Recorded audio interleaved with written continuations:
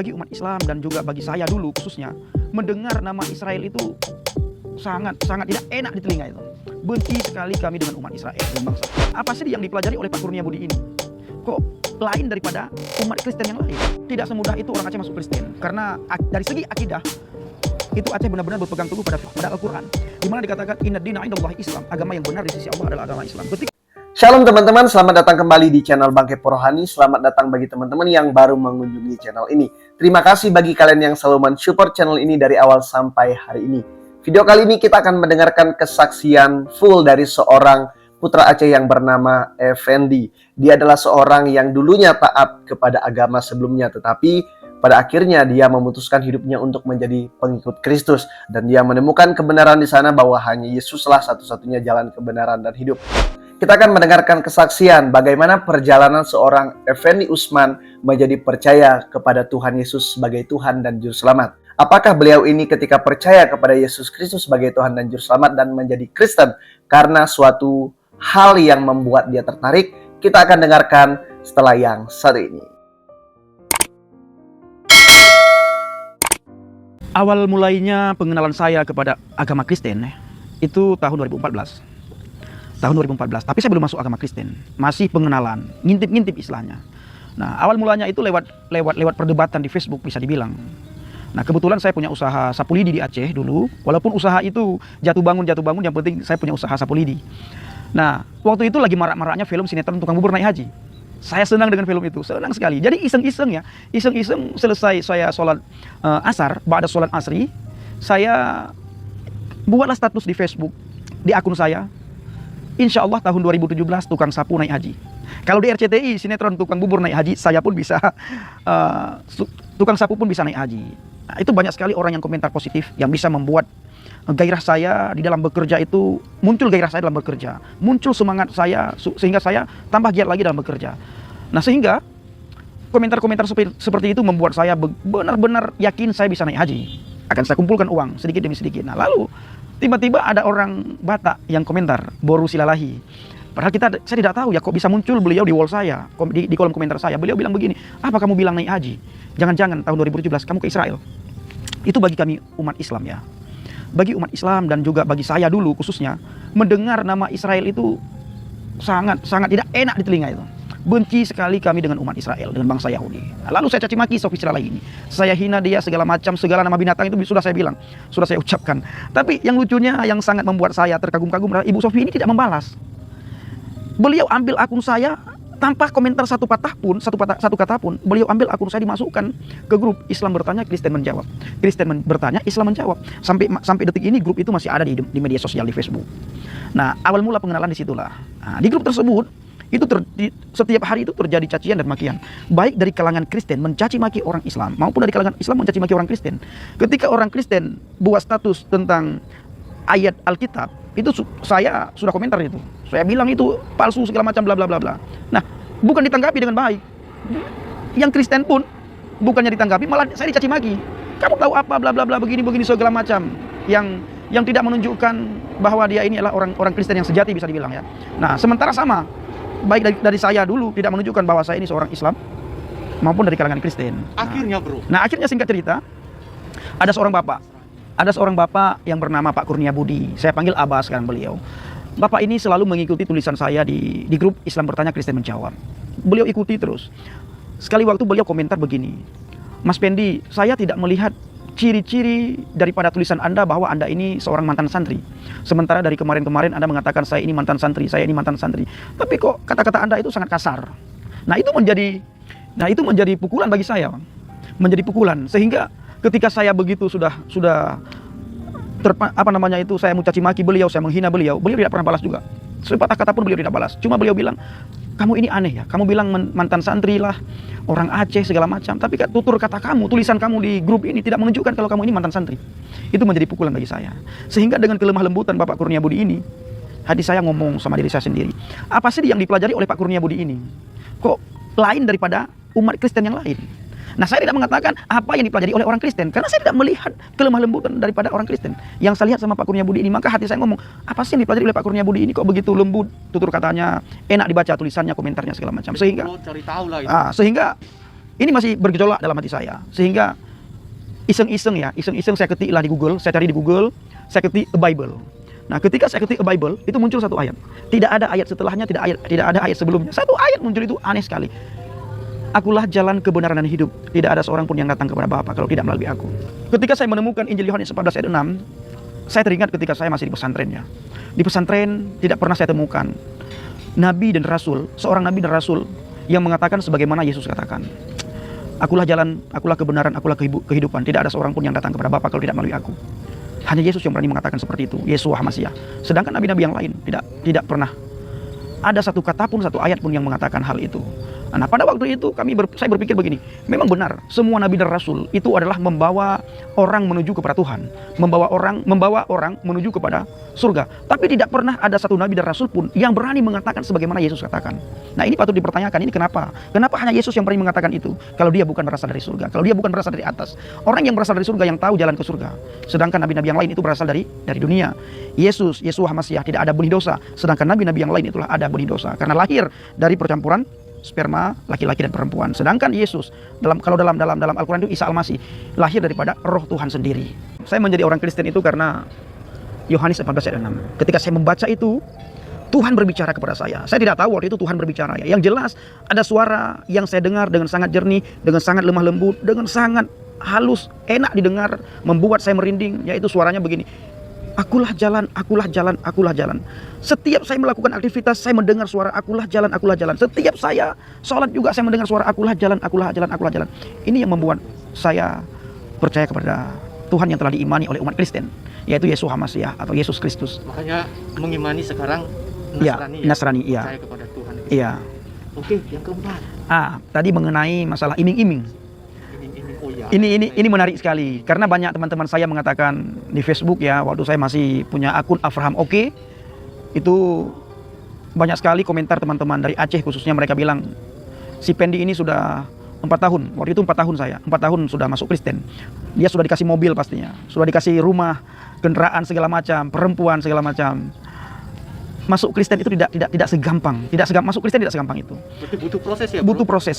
Bahkan kita masuk percaya kepada Yesus, Yeshua HaMashiach, itu harus siap dicemooh, harus siap dikucilkan, harus siap ditolak oleh masyarakat, oleh teman, bahkan keluarga.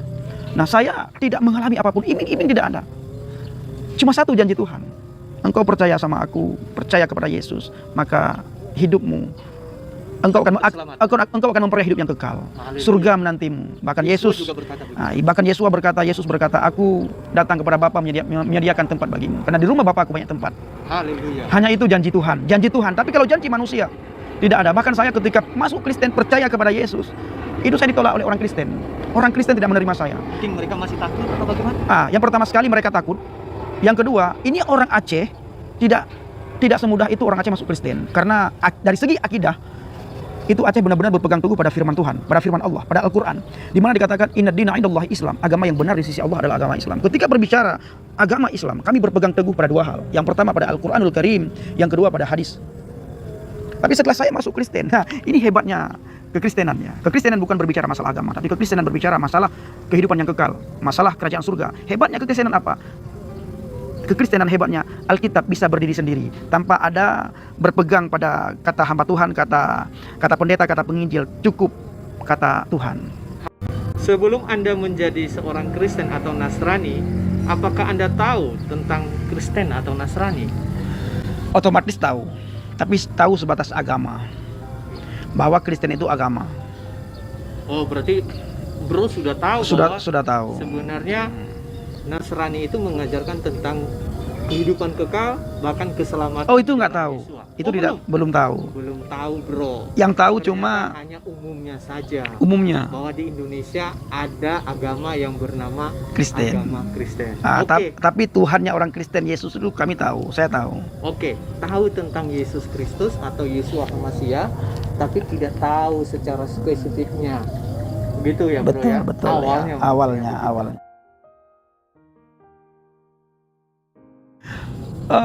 Saya percaya kepada masuk Kristen ya. Itu masuk Kristen murni karena keselamatan. Oke. Nah, itu jawaban pertama. Keselamatan. Itu karena keselamatan, bukan karena iming-iming, bukan karena hal-hal yang lain, bukan. Hanya karena keselamatan. Kalau untuk terkenal, apanya yang terkenal? Malah saya seperti saya katakan tadi, masuk Kristen ditolak. Orang Kristen saja menolak. Mereka tidak percaya kalau saya ingin masuk Kristen. Ditolak. Saya butuh perjuangan luar biasa. Saya sering menangis itu. Saya berdoa, Tuhan, waktu itu saya berdoa begini, Tuhan Yesus tolong, Tuhan Yesus tolong, perkenalkan saya, perkenalkan dirimu kepada saya, dan tolong supaya ada orang yang membimbing saya. Tolong Tuhan, ada orang yang membina saya, yang memperkenalkan saya lebih dalam lagi terhadap keselamatan, yaitu Yesus Kristus. Itu doa saya. Kalau untuk terkenal, apa yang dibanggakan selain keselamatan? Keselamatan dan kepastian kehidupan kekal. Kehidupan yang kekal. Kalau yang lain kita di mana-mana ditolak. Bahkan teman ditolak, mama, semuanya saya tidak bisa ceritakan masalah keluarga karena saya dulu orang yang sangat, bisa dibilang sangat bejat ya bang. Orang yang sangat bejat. Kalau bahasa Aceh itu urang paleh, urang paleh. Jadi orang yang banyak sekali dosa. Nah, tapi sekarang setelah saya percaya kepada Yeshua HaMasyiah, saya masuk Kristen, baru saya tahu ternyata Yeshua HaMasyiah datang kepada orang yang berdosa dan telah memberikan pengampunan, memberikan hidup yang kekal. Nah, kalau yang lain tidak ada. Bahkan kalau seandainya ada orang yang bertanya, kalau waktu bisa diputar ke 5 tahun yang lalu, disuruh saya masuk Kristen, saya tidak mau. Jauh dari mama, saya anak tunggal. Saya sedih sekali kalau membicarakan hal ini. Umur saya 1 tahun, bapak saya meninggal dunia, dan yang lain sebagainya, bla bla bla bla, yang tidak bisa saya ceritakan. Nah, bahkan ketika saya masuk Kristen, saya tidak mau mengekspos diri saya, dan saya juga tidak mau diekspos, dan saya tidak mau bersaksi di gedung-gedung, di gereja-gereja besar, itu saya tidak mau. Kenapa? Karena kalau saya bersaksi di situ, otomatis cepat sekali terkenal ya.